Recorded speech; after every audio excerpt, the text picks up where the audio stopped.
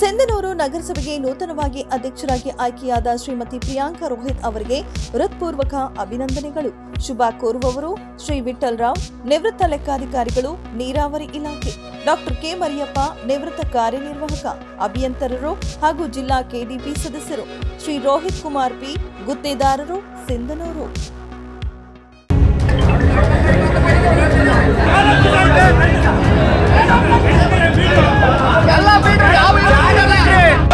ಶಾಸಕರಿಗೆ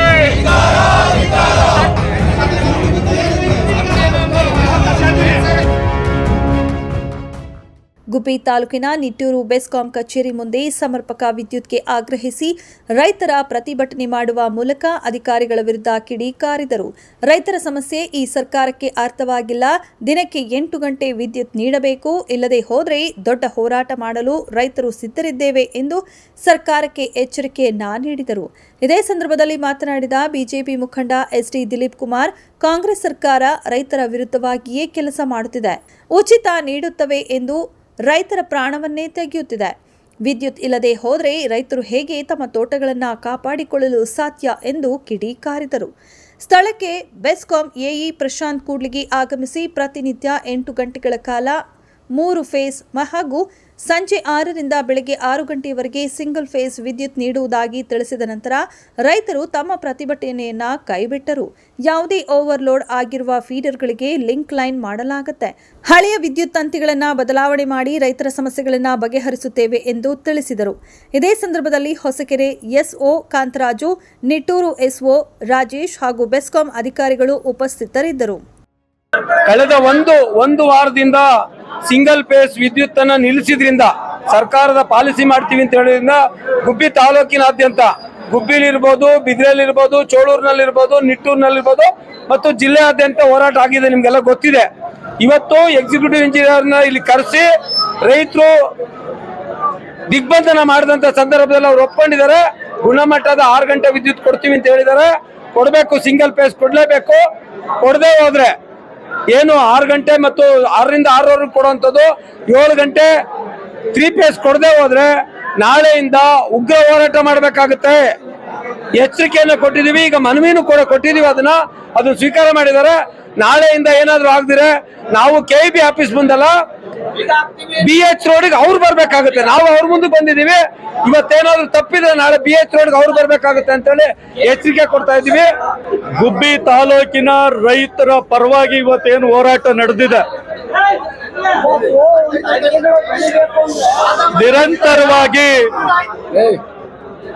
ಸರ್ಕಾರ ಏನ್ ಹೇಳಿದೆ, 7 ಗಂಟೆ 3 ಫೇಸ್ ವಿದ್ಯುತ್ ಅನ್ನ ಕೊಡ್ತೀವಿ ಅಂತ ಹೇಳಿ, ಅದನ್ನ ಗುಣಮಟ್ಟದ ವಿದ್ಯುತ್ ಅನ್ನ ಕೊಡಬೇಕು.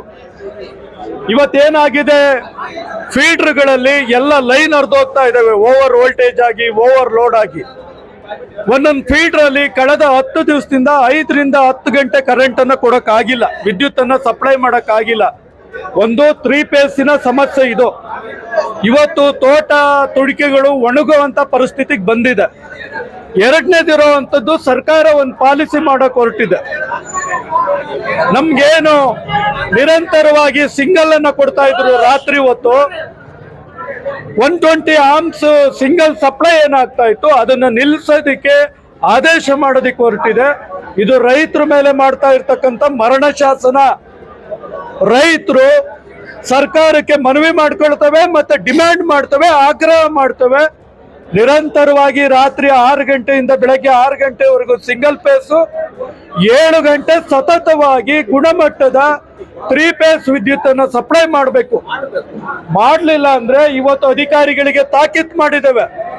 ಇವತ್ತು ನುಣುಚ್ಕೋಬಹುದು ಅಧಿಕಾರಿಗಳು ಅಂತ ಯಾರಾದ್ರೂ ಅನ್ಕೊಂಡಿದ್ರೆ ಅದು ತಪ್ಪಾಗುತ್ತೆ. ನಾಳೆ ಬೆಳಗ್ಗೆ 10 ಗಂಟೆಗೆ ಇಲ್ಲೇ ಕೂತು ಮತ್ತೆ ಹೋರಾಟವನ್ನ ಶುರು ಮಾಡ್ತೇವೆ. ಇದೊಂದು ನಿರ್ಣಾಯಕ ಹೋರಾಟ. ಇದು ರೈತರ ಪರವಾದಂತ ಹೋರಾಟ, ನಮ್ಮ ಜೀವನದ ಹೋರಾಟ, ನಮ್ಮ ಬದುಕಿನ ಹೋರಾಟ. ಈ ಹೋರಾಟಕ್ಕೆ ರಾಜ್ಯ ಸರ್ಕಾರ ಮತ್ತೆ ಅಧಿಕಾರಿಗಳು ಎಚ್ಚೆತ್ತುಕೊಂಡು ಗುಣಮಟ್ಟದ ವಿದ್ಯುತ್ ಅನ್ನು ಸಪ್ಲೈ ಮಾಡಬೇಕು ಅಂತೇಳಿ ಆಗ್ರಹ ಮಾಡ್ತಾರೆ. ಕೆಇಬಿ ಅವರು ಸಿಂಗಲ್ ಕೊಡದೆ ಮತ್ತೆ 3 ಫೇಸ್ 7 ಗಂಟೆ ಟೈಮು, ನೈಟ್ ಟೈಮು 6ರಿಂದ ಬೆಳಿಗ್ಗೆ 6ವರೆಗೂ ಸಿಂಗಲ್ ಕೊಡ್ತೀವಿ ಅಂತ ಎಲ್ಲ ಅಡ್ವರ್ಟೈಸ್ಮೆಂಟ್ ಕೊಡ್ತಾ ಇದ್ರು. ಬರೀ ಸುಳ್ಳು ಹೇಳ್ಕೊಂಡು ರೈತರನ್ನ ದಾರಿ ತಪ್ಪಿಸೋ ಕೆಲಸ ಮಾಡ್ತಿದ್ರು. ಹಾಗಾಗಿ ಇವತ್ತು ತಾಲೂಕಾದ್ಯಂತ ಧರಣಿ ಹಮ್ಮಿಕೊಂಡಿದೀವಿ. ಇವತ್ತು ಎಕ್ಸಿಕ್ಯೂಟಿವ್ ಇಂಜಿನಿಯರ್ ಎಲ್ಲ ಒತ್ತಾಯದ ಮೇರೆಗೆ ನಾವು ಸಂಜೆ ಟೈಮು 6ರಿಂದ ಬೆಳಿಗ್ಗೆ 6ವರೆಗೂ ಸಿಂಗಲ್ ಕೊಡ್ತೀವಿ. ಮತ್ತೆ 7 ಅವರ್ಸ್, ಇವತ್ತಿಂದ 7 ಅವರ್ಸು 3 ಫೇಸ್ ಕೊಡ್ತೀವಿ ಅಂತ ಒಪ್ಕೊಂಡಿದ್ದಾರೆ. ಅಕಸ್ಮಾತ್ ಇವತ್ತೇನಾದ್ರು ಕೊಡದಿದ್ರೆ ನಾಳೆಯಿಂದ ತಾಲೂಕಾದ್ಯಂತ ಮನೆ ಮೇಲೆ ಎಲ್ಲ ಜನ ರೋಡಿಗಿಳಿಬೇಕಾಗುತ್ತೆ. ರಸ್ತೆ ಬಂದ್ ಮಾಡ್ತೀವಿ. ಎಲ್ಲ ಸ್ಟೇಷನ್ಗಳು ನಿಟ್ಟೂರಲ್ಲೆಲ್ಲ 220 ಸ್ಟೇಷನ್ ಆಫ್ ಮಾಡಿಸ್ತೀವಿ. ಎಲ್ಲ ಸ್ಟೇಷನ್ ಆಫ್ ಮಾಡಿ ಇದು ಉಗ್ರ ಹೋರಾಟಕ್ಕೆ ಹೋಗುತ್ತೆ. ಉಗ್ರ ಸ್ವರೂಪಕ್ಕೆ ಹೋಗ್ದಂಗೆ KEB ಅವರು ಈಗಲೇ ಎಚ್ಚೆತ್ಕೊಂಡು ತಾಲೂಕು ಆಡಳಿತ ಇರ್ಬೋದು, ಏನು ಕಾಂಗ್ರೆಸ್ ಸರ್ಕಾರದಲ್ಲಿ ಎಲ್ಲ ಬಿಟ್ಟಿ ಭಾಗ್ಯ ಅಂತ ಹೇಳಿ ರೈತರನ್ನ ಬೀದಿಗೆ ತಂದು ನಿಲ್ಸಿದೆ. ಎಲ್ಲರಿಗೂ ಫ್ರೀ ಅಂತ ಹೇಳಿ ಚಂಬೋಗಿದ್ದಕ್ಕೆ ಗಂಗಳ ಕೊಟ್ಟು ಕಣಿ ಕೇಳ್ದಂಗೆ 10 ರೂಪಾಯಿ ಕರೆಂಟ್ ಕೊಟ್ಟು 1000 ರೂಪಾಯಿ ಕರೆಂಟ್ ಕಿತ್ಕೊಂತ ಇದೆ ರೈತರಿಂದ. ಇವತ್ತೆಲ್ಲ ಅಡಿಕೆ ತೋಟಗಳು ಒಣಗೋಗ್ತಾ ಇದ್ದಾವೆ. ಇದಕ್ಕೆ ನೇರ ಹೊಣೆ ಕಾಂಗ್ರೆಸ್ ಸರ್ಕಾರ ಆಗುತ್ತೆ. ಕಾಂಗ್ರೆಸ್ ಶಾಸಕರು ಕೂಡ ನಮ್ಮ ತಾಲೂಕಿನಲ್ಲಿ ರೈತರ ಪರ ಹೋರಾಟಕ್ಕೆ ಇಳಿಬೇಕು. ಸುಮ್ಮನೆ ಮನೇಲಿ ಕೂತ್ಕೊಂಡು ನಾನು ಸಚಿವರ್ತ ಮಾತಾಡಿದ್ದೀನಿ, ಇಂಜಿನಿಯರ್ಗಳ್ತ ಮಾತಾಡಿದ್ದೀನಿ ಅಂದ್ರೆ ರೈತರು ಬೀದಿಗೆ ಬಂದು ಒದ್ದಾಡ್ತಾ ಇದ್ದಾರೆ. ರೈತರ ಭಾವನೆ ಅರಿಬೇಕು, ಹೋರಾಟಕ್ಕೆ ಧುಮುಕ್ಬೇಕು. ಮತ್ತೆ ಹೋರಾಟಕ್ಕೆ ಧುಮುಕಿದ್ರೆ ಹೆಚ್ಚಿನ ಸಂಖ್ಯೆಯಲ್ಲಿ ನಾವೆಲ್ಲ ಭಾಗವಹಿಸ್ತೀವಿ. ನಮ್ಮ ರಾಜ್ಯಾಧ್ಯಕ್ಷರು ಕೂಡ ನಿನ್ನೆ ತುಮಕೂರಿಗೆ ಬಂದಿದ್ರು. ನಾನು ಬರ್ತೀನಿ ಹೋರಾಟಕ್ಕೆ, ನೀವೆಲ್ಲ ಜನ ಸೇರ್ಕೊಂಡು ಹೋರಾಟಕ್ಕೆ ಧುಮುಕಿ ನ್ಯಾಯ ದೊರಕಿಸೋಣ ರೈತರಿಗೆ ಅಂತ ಹೇಳಿದ್ರೆ ಇದು ಉಗ್ರ ಹೋರಾಟಕ್ಕೆ ನಾಂದಿ ಆಗುತ್ತೆ. KEBನವರು ಎಚ್ಚೆತ್ಕೊಂಡು ಏನು ಯಥಾಸ್ಥಿತಿ ಕರೆಂಟ್ನ ಸಿಂಗಲ್ ಫೇಸು 12 ಗಂಟೆ ಟೈಮು, 3 ಫೇಸು 7 ಗಂಟೆ ಟೈಮು ಲೋಡು ಕೊಡಬೇಕು ಅಂತ ತಮ್ಮೆಲ್ಲರ ಮೂಲಕ ರೈತ ಬಾಂಧವರ ಮೂಲಕ ಒತ್ತಾಯ ಮಾಡಿದ್ವಿ. ಇವತ್ತಿಂದ ಕೊಡ್ತೀವಿ ಅಂತ ಒಪ್ಕೊಂಡಿದ್ದೀವಿ.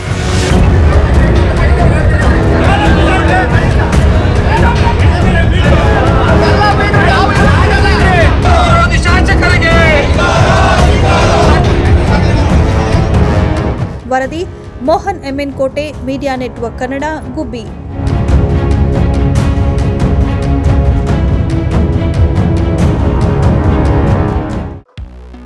ಸಿಂಧನೂರು ನಗರಸಭೆಗೆ ನೂತನವಾಗಿ ಅಧ್ಯಕ್ಷರಾಗಿ ಆಯ್ಕೆಯಾದ ಶ್ರೀಮತಿ ಪ್ರಿಯಾಂಕಾ ರೋಹಿತ್ ಅವರಿಗೆ ಹೃತ್ಪೂರ್ವಕ ಅಭಿನಂದನೆಗಳು. ಶುಭ ಕೋರುವವರು ಶ್ರೀ ವಿಠಲ್ ರಾವ್, ನಿವೃತ್ತ ಲೆಕ್ಕಾಧಿಕಾರಿಗಳು, ನೀರಾವರಿ ಇಲಾಖೆ. ಡಾಕ್ಟರ್ ಕೆ ಮರಿಯಪ್ಪ, ನಿವೃತ್ತ ಕಾರ್ಯನಿರ್ವಾಹಕ ಅಭಿಯಂತರರು ಹಾಗೂ ಜಿಲ್ಲಾ KDP ಸದಸ್ಯರು. ಶ್ರೀ ರೋಹಿತ್ ಕುಮಾರ್ P, ಗುತ್ತೇದಾರರು, ಸಿಂಧನೂರು. Media network.